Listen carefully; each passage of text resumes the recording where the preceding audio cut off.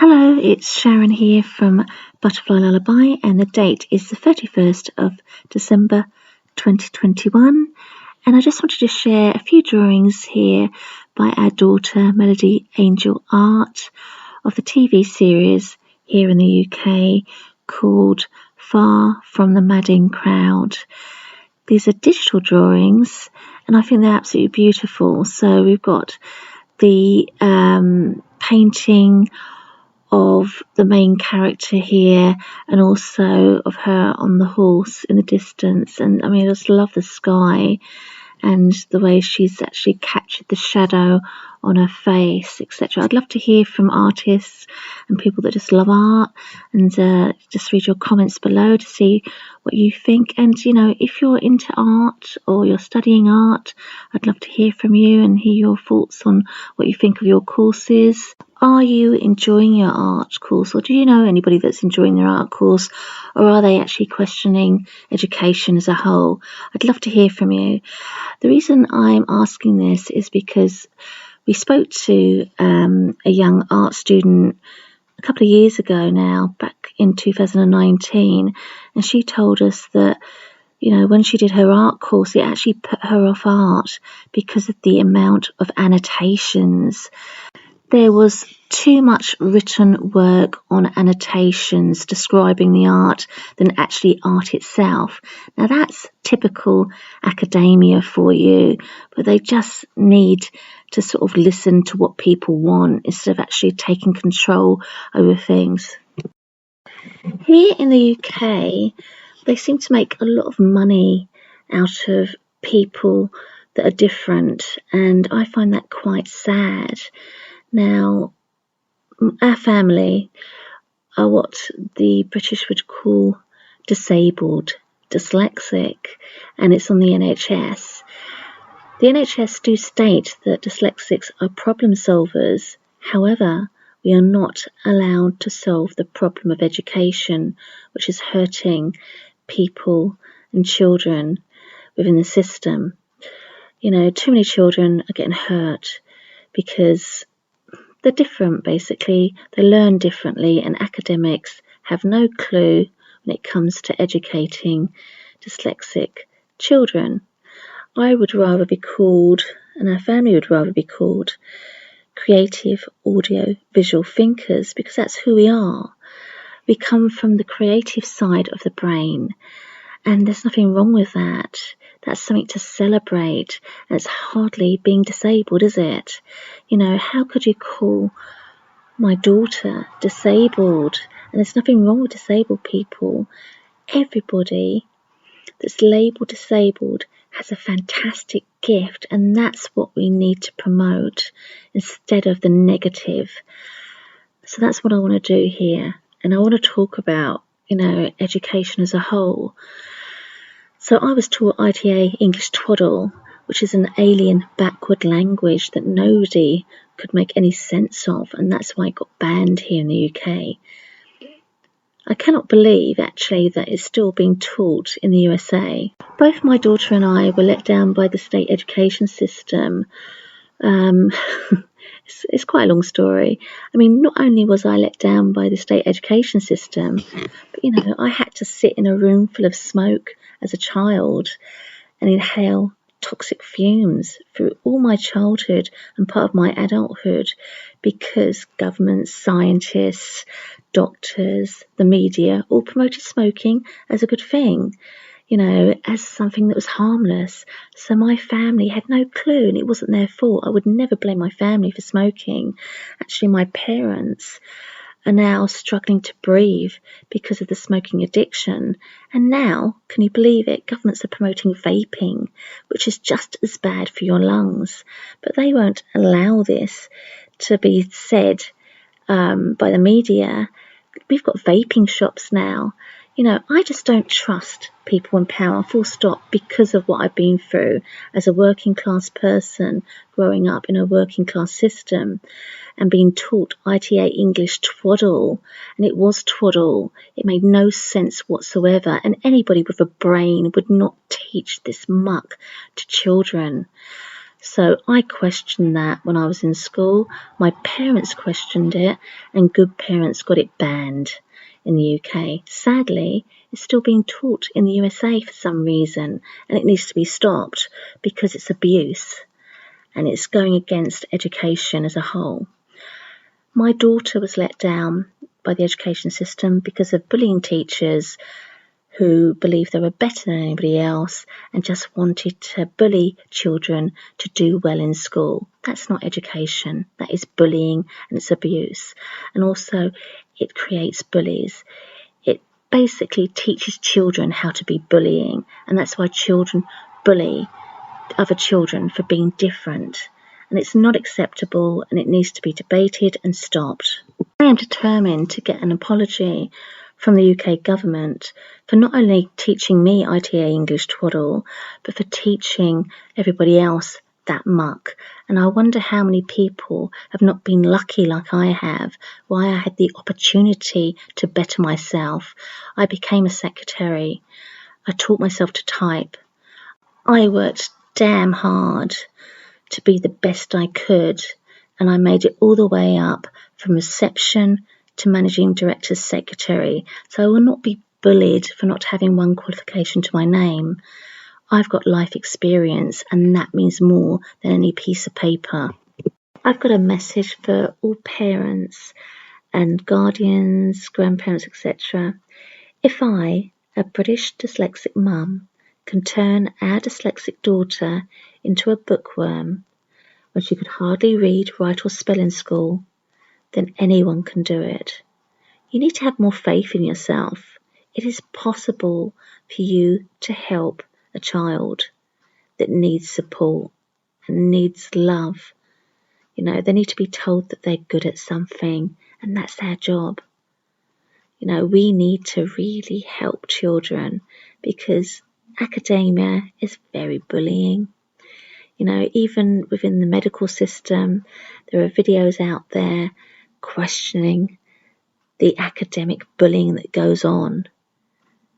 You know, so we need to do something about this. You know, we need to talk about it, debate it, and solve this problem so no other children have to suffer within the academic world.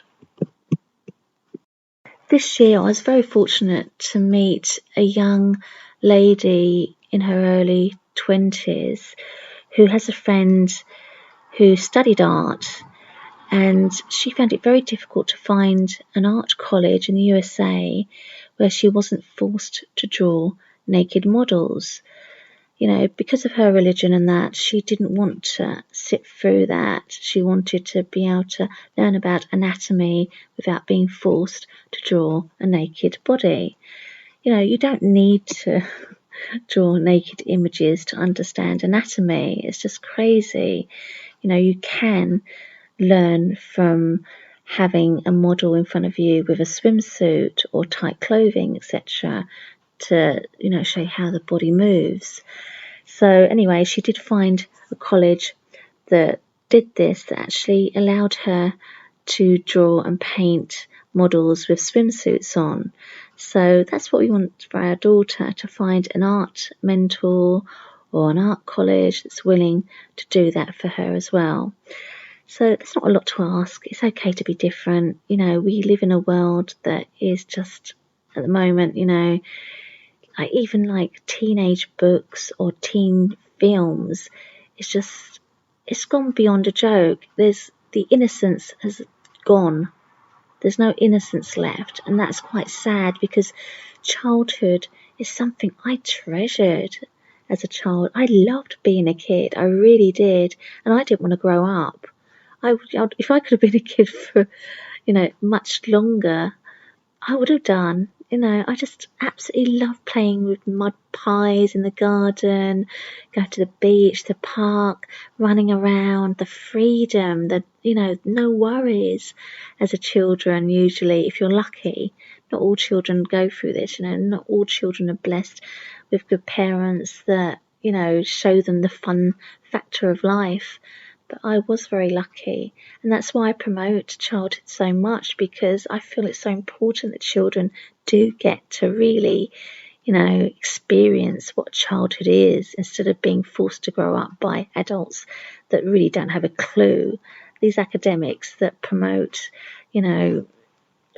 things in schools, etc., where they're not allowed to be children, they need a good telling off. Really, parents need to wake up and say, hang on a minute, my child's entitled to a childhood, back off. So anyway, I'm going to share a video with you that I did the other day of a drawing my daughter created for us as a family. Every Christmas she draws a beautiful painting of us as a family, and it just brings tears to my eyes. I love it. I love her art, and I hope that she gets to be the person she wants to be and not the person this world expects of her, because it's okay to be different. It's okay to promote innocence. So that's all from me. I hope you enjoy my other part of the video, and do leave me comments below. I want to hear from you. What do you think of education as a whole? I want to hear your thoughts. Let me know, and I hope to speak to you soon. Take care and have a wonderful week. Bye-bye. Hi everyone, it's Sharon here from Butterfly Lullaby, and the date is the 30th of December 2021. Just wishing everybody a happy Christmas and New Year, or a happy holiday if you don't celebrate Christmas. Here's a painting our lovely daughter created for us. It's a family portrait. Every year we're very, very fortunate that she spends her valued time creating something special for us for Christmas, and each year it's different. It just amazes me. It's just every time I cry because it's so beautiful to get a handmade gift from her, and I just love it. I just love what she creates. So there's me, Melody, a little puppy, Doodleboo, and her dad in the distance, and got Bath, beautiful building there in Bath in the UK. It's such a stunning place if you haven't visited, and she's got snow there, so she's really made it into a lovely Christmas card. So I just absolutely love it. And I'd just like to say to everybody, if you draw, if it's for fun, doesn't matter how good you are. I'm not a brilliant artist, but I like to draw. I haven't drawn for years actually, but I do like to sort of sketch sometimes, because it just takes you into a different world, and that's good for you, to leave reality sometimes and just go into fantasy world where it's a much nicer place sometimes, isn't it? If you guys draw or paint, or family and friends that draw and paint, do share your drawings with us and the stories behind them, because we'd love to hear from you.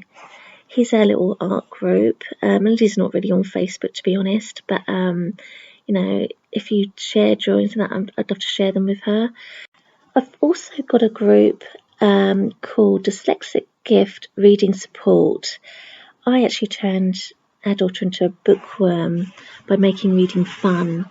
In school, the school books are really quite boring for children that are creative audio-visual thinkers that this world labels disabled, dyslexic. They're so much more than that, they really are. And we need to celebrate what they're good at and stop forcing them down the road of doing things that they're just not interested in or they struggle with. Of course, reading, writing and spelling is important, and that's why we need to bring the fun factor to that. And that's what I did with Melody, and now she's a bookworm, and I just absolutely feel so proud that every year, like Christmas, birthdays, she asks for books, and she's in Waterstones and she's searching for these books and she collects them. She doesn't want to go and borrow them from the library. She wants to actually hold these books, keep these books, treasure the books, and pass them down to her children when she has them. And that to me is something I'm so proud of as a dyslexic myself. Who'd have thought a dyslexic mum could turn her dyslexic daughter into a bookworm?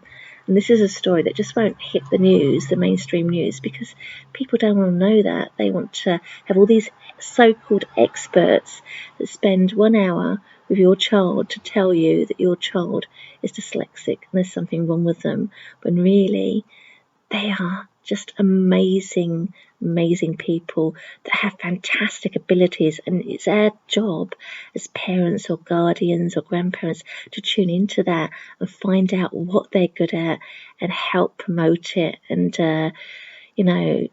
make sure they get on the right path. I've got a dyslexic bookworm blog on Butterfly Lullaby where I actually talk about how I turned Melody into a bookworm, and as you can see in this picture, here's just a few things that I did to make reading fun and to help actually, because with dyslexia, the memory is so poor that you need to go over things over and over again, which is time consuming, but worth it in the end because it does eventually sink in. So that's what I did. And, I just hope that it helps other people. I'm currently trying to raise money for Melody for her art and music education. At the moment, she can't get one-to-one lessons very frequently because her teachers live about an hour away from, or just over an hour away from where we live, and it's very difficult to take your instrument on public transport, and anyway, to get to them is pretty tricky because you have to get the bus, the train, and get the bus takes you near enough an hour, so it just take her forever to get there. So it's crazy. So what I want to do is raise the money so we can pay for somebody to take her in the car, so she can get these one-to-one lessons. One of our teachers who teaches cello is just amazing. She studied with Jacqueline Dupre. I'm not sure if I pronounced that right, but she was a famous celloist back in the day who sadly died too young. There's a film about her if you want to look her up. But Melody's studying with the teacher that studied with her, and they had the same tutor. So that's really exciting. And Melody's just passed her music theory exam and got a distinction, which is outstanding for someone that struggled so hard in school. And it just shows you that, if you take away the pressure and stress and stop overloading children or, young adults with so many different subjects and just allow them to study what they're good at, they can succeed, and they do succeed. So, never give up. There's always another way. So keep dreaming. When I was young, I'm 55 now, but back in my day, back in the 80s, I actually got paid to go to college, can you believe it, to do an art graphic design course. And my friend who I met at college, she stuck out the course and she got a job in a graphic design office and earned money from that. So, we got paid £25 a week, which covered our travel costs, etc. And it was just, that's something that's missing in today's world. The people in power, I know two good people that are in government services. One's a Councillor Kevin Griffiths, and he funded Melody to teach art to children locally in 2019. He is outstanding. He goes above and beyond for our community, our children and families. And then we've got Tonya Antoniazzo, MP, who said yes to coming to Melody's event next year in spring, where she'll be singing her lockdown song about how lonely it can be. And it's about a robin in the garden. It's such a beautiful song. And she'll be singing with a trainee orchestra.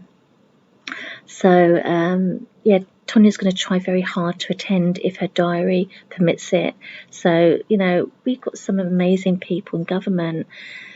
Some people in government are not so good, as we know. So promote the people that are good, and let's see if we can get them more power, I think. I think that's what we should do. Actor Michael Sheen is on YouTube on a video stating very clearly that, things have changed. He came from a working class background, so, he knows what it's like. But back in his day, like in my day, there was a lot of free support for the arts back then. But that doesn't exist anymore, and that's why we need to think outside the box and try and help children from working class backgrounds to reach their goals, so they feel that they're worthy and they can do something, because they do. Every single person's got some sort of gift. It's just tapping into that and finding out what it is. And so we do need to do more for people from working class backgrounds and help them, because in today's world it can be very, very selfish. And the brick walls are up with some elites, unfortunately, some academic elites. It's their way or nothing. They don't seem to be able to be team players, which is quite sad. But I know there are some kind academics out there, and I hope to liaise with them and make this world a better, kinder world. Hopefully I will get the raffle ticket thing going this year or next year, and sell some tickets for Melody's education. Who knows? I think that she could get a distinction in English because she's such an amazing creative writer, and I can't wait to read her story when she finishes her book. So that's exciting for me as well. So to everybody in the art world, I know how difficult it is to earn money from art, but don't give up. Even if you've got to take like part-time job or something in the meantime, just keep dreaming, because you're worth it, and you can do things. The brick walls are up there, but we can knock them down. You can check out Melody's websites on Instagram. She's got a YouTube channel as well to do with her music, and she's got a website to do with her art and crafts as well. So, feel free to check those out if you want to.